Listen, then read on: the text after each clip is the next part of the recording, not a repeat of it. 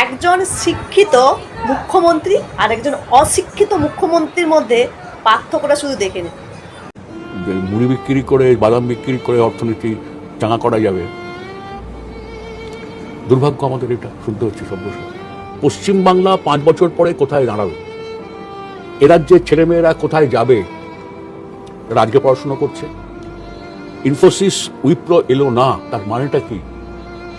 ছেলে মেয়েগুলো একটু ভালো লেখাপড়া শিখেছে, কম্পিউটারটা জানে, ইংরেজি জানে, তারা কোথায়? তাদেরকে আবার ছুটতে হবে বাঙ্গালোরে। পশ্চিমবাংলায় যদি কলকারখানা না হয়, ছেলেমেয়েরা যারা এখন কলেজে পড়ছে, ইঞ্জিনিয়ারিং কলেজে পড়ছে, অল্প লেখাপড়া জানে, ভালো লেখাপড়া জানে, তাদের ভবিষ্যৎটা কি? মিথ্যে কথা জোর দিয়ে বলো, বারবার বলো, বারবার বললে, মিথ্যে কথা জোর দিয়ে বললে কিছু মানুষ বিশ্বাস করে বসতে। এসব পুরনো জিনিস ইতিহাস ঘেটে পাওয়া যায়। ভাই যখন কিছু নেই 1000 টাকা নাও, দুটো চায়ের কেটলি কেনো, ঘর থেকে কিছু চা কিনে তৈরি করো, আর বিস্কুট নাও, বউকে দিয়ে ঘুগনি তৈরি করে আনো, দেখো প্ল্যাটফর্মে গিয়ে দাঁড়াও, বাস স্ট্যান্ডে গিয়ে দাঁড়াও, এই টাকা তোমার কতদিনে কত টাকায়